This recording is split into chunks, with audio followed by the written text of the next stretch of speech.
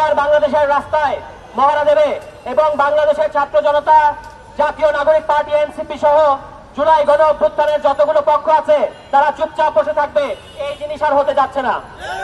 অবশ্যই অবশ্যই রাজপথ জাতীয় নাগরিক পার্টির দখলে থাকবে, ঢাকা শহরের প্রত্যেকটা অলিগলি জাতীয় নাগরিক পার্টির দখলে থাকবে এবং যারা গণহত্যার বিচারের বিরোধিতা করবে বাংলাদেশের জনগণ আগামী ইলেকশনে তাদেরকে প্রত্যাখ্যান করবে। আজকে আপনারা নিশ্চয়ই খেয়াল করেছেন, অদ্ভুত এক সংস্কার প্রস্তাব আনা হয়েছে। বলা হয়েছে যদি নির্বাচনে কারচুপি করা হয় তাহলে যারা নির্বাচনে কারচুপির সাথে জড়িত তাদেরকে নাকি শাস্তি দেওয়া যাবে না।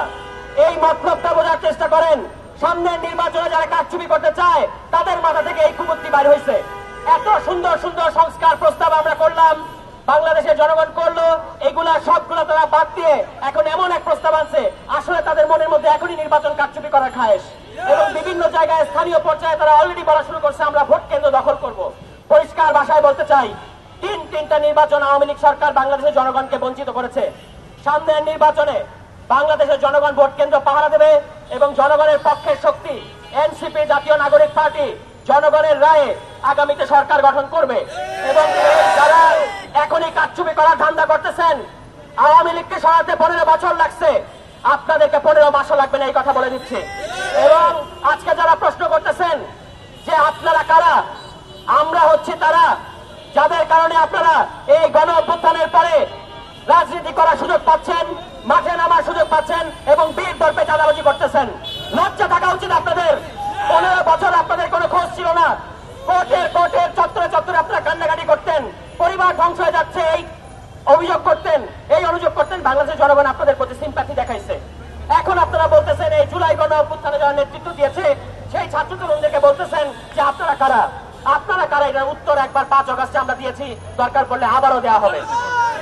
সর্বশেষ যে কথাটা আমি পুলিশ বাহিনীর উদ্দেশ্যে বলতে চাই, জুলাই মাসে আপনারা আওয়ামী লীগের ফাঁদে পড়ে আওয়ামী লীগের কারণে যে গণহত্যায় অংশ নিতে বাধ্য হয়েছেন, এইটা থেকে এই পাপ প্রচারের একটাই রাস্তা, আওয়ামী লীগের বিরুদ্ধে চিরুনি অভিযান পরিচালনা করেন।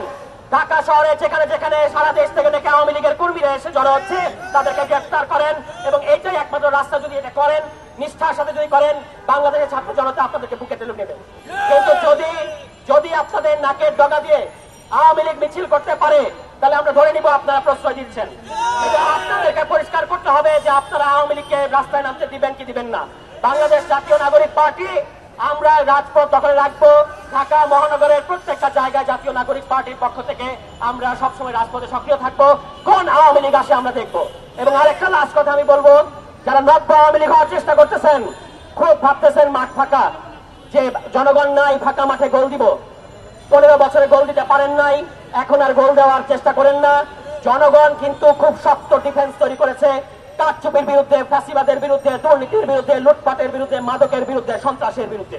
সুতরাং যারাই সন্ত্রাস করতে চাইবেন, যারাই মাদক কারবারি করতে চাইবেন, যারাই এলাকায় এলাকায় চাঁদাবাজি করতে চাইবেন, ঢাকায় সুশীল হয়ে বিভিন্ন সভা সেমিনারে আপনারা মাঠ গরম করবেন আর আপনাদের কর্মীরা ওই নরসিংদীতে, ওই ঝালকাঠিতে, ওই শরীয়তপুরে লুটপাট করে সমস্ত কিছু ছাপড়া বানাই দিবে। এই জিনিস আর হতে যাচ্ছে না। জনগণ সচেতন হয়েছে।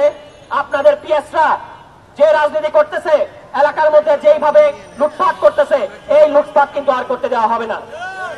আওয়ামী লীগ আগামী অতি দ্রুত ইন্টারিম সরকারকে বলতে চাই, কুয়েটের ভিসিকে সরান। ভিসির সরানোর সকল এখতিয়ার আপনাদের আছে।